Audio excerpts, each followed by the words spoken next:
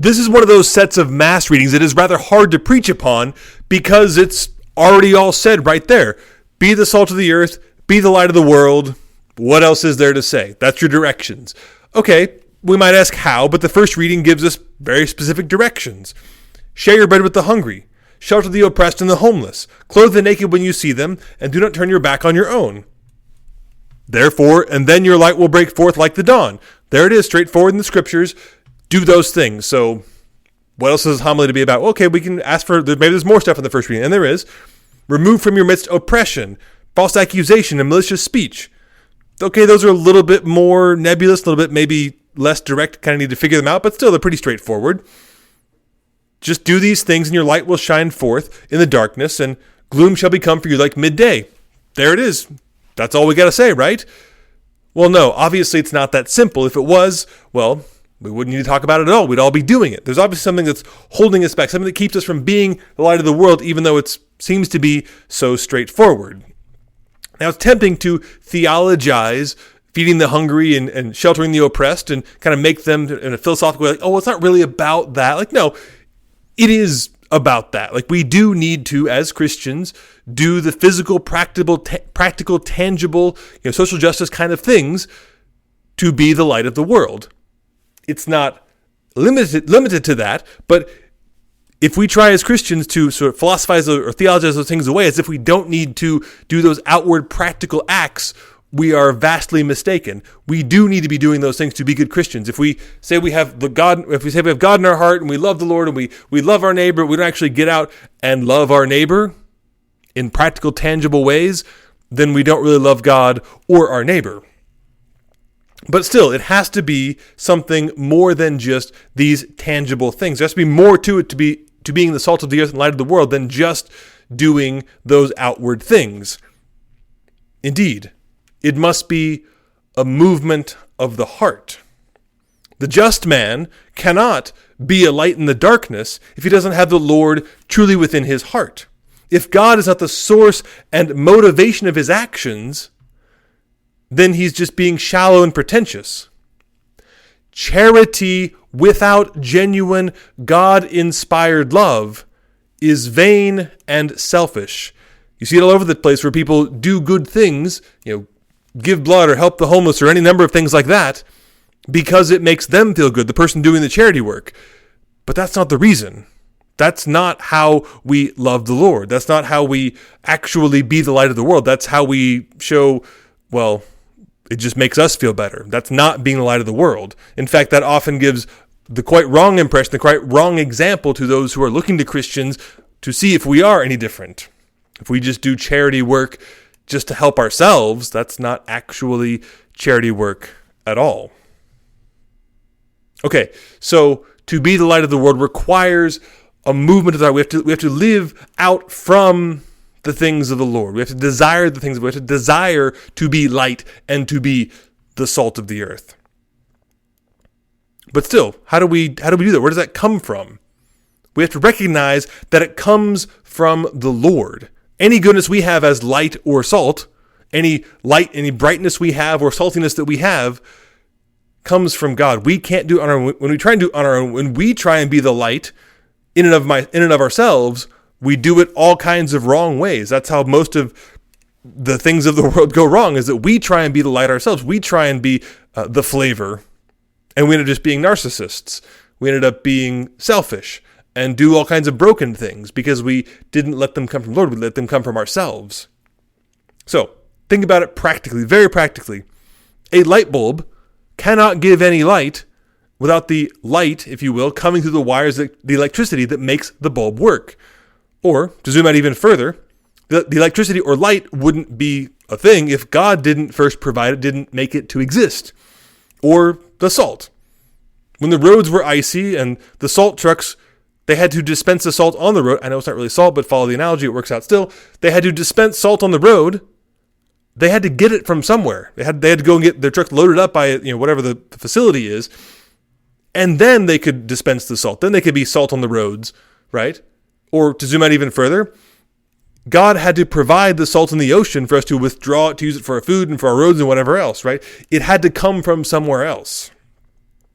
We have to receive grace from God, the salt and the light, from him first before we can do anything else with it. Okay, so that's our first hindrance to being the salt of the earth and light of the world. The first thing that stops us is that we forget to look to God first. We think it comes from us, and then we mess it all up, right? But when we remember that God is the source of all these good things, then that's at least the first step to actually doing them, to being who God commands us to be. But that's only the first part. It's only the first hindrance to overcome. The second one is our fear. We feel that tug at our heartstrings. We might recognize that it comes from the Lord, and we feel him pulling us a certain direction, and we're afraid. We make excuses. We do anything else except for the things that he asks us to do. This happens in vocation conferences all the time, especially about someone maybe being called to preach their religious life. I did this myself too in the beginning. Like we will do anything else, even other godly things, except for the one thing God's calling us to do. Right? You can imagine somebody who feels called to priesthood, and they'll say, "Well, no, I'll be a deacon, or they'll be a missionary, or they'll be, I'll lead Bible study, I'll do all these other things," and they'll try and do everything else except for the one thing God's calling them to over here. These are even good things over here, but God says, "Yeah, those things are good. Nothing wrong with that in and of itself, but it's not what I'm calling you to. I need you to be open and not afraid of the good thing over here, this thing for you that I'm calling you to." But often we're afraid of that. He says, "I need you to be my light over there. Shine a light over there." And we shine a light literally everywhere else. Or maybe don't shine a light very much at all. We shine it very dimly. I'll do a little bit, this little small thing. And God said, no, I need you to be all the way in over here. Or same thing with the salt. Like he needs us to provide the flavor of faith, if you will, in this regard. We need to be a witness to this person. We need to speak out and talk of the things of the Lord to this difficult situation, or this person who's needing it, or could be anything. Or we feel this tug, I should say something. And we don't. And we hold back. Be not afraid.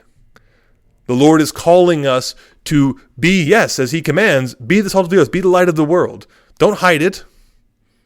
Be like a light, like a city on a mountain, available, visible to all. Not for our own sake, but for his. But we have to get over our fears and step out of our comfort zone. And then we'll have the courage to do the stuff that he says that we should do in the first reading, then we can share bread with the hungry. Then we can shelter the oppressed and the homeless. Then we can clothe the naked when we see them and not turn our back on our own, right? Those charitable works require courage to do them genuinely, to get out of our comfort zone and help the person in front of us who is actually hungry, those who are suffering. Be prudent, of course. Probably we shouldn't invite strangers into our homes without, knowing them and knowing what's up. But there are many, many ways, either by our giving, by our checkbook, if you will, by our online giving these days more specifically, or other practical, tangible aspects to do these things of the Lord, that we're going to feel a little tug there. And remember that this call comes from him, and the gifts that we have, our time, our talent, our treasure, come from God anyways. So who are we to hold them back? But then also to overcome that fear of him, the fear of what he's called us to. Ask anyone who does work at a food pantry, or does some difficult charitable work, or has said yes to a vocation to religious life or priesthood, and they'll tell you that, yeah, it was terrifying at first, but once I got over myself and said yes to the Lord, then I was able to experience a great amount of joy and peace and comfort and confidence, but also to then be his light to others. We have to say yes to God first in order to be appropriately, effectively, his salt and his light. If we're trying to do it ourselves, we're trying to do it by our own plans, we're going to mess it up. We're going to do we'll probably do everything else but the right thing. If we do other good things, we're going to miss the thing that he's calling us to over here. But if we recognize that every good thing comes from him, all that we have that we might give is God's first, and then we need to be not afraid. We can trust that he's calling us to a good thing. We can set aside trying to be, use wise and clever words and justify ourselves and dance around it. No. Be authentic, be honest, acknowledge where things come from, that they come from the Lord, and then be not afraid to step out in faith to do what he's called us to do, to, as he commands us, be the salt of the earth and the light of the world. It all comes from God. Let us be not afraid to follow his commands, to do these things in the world, and therefore glorify God in them.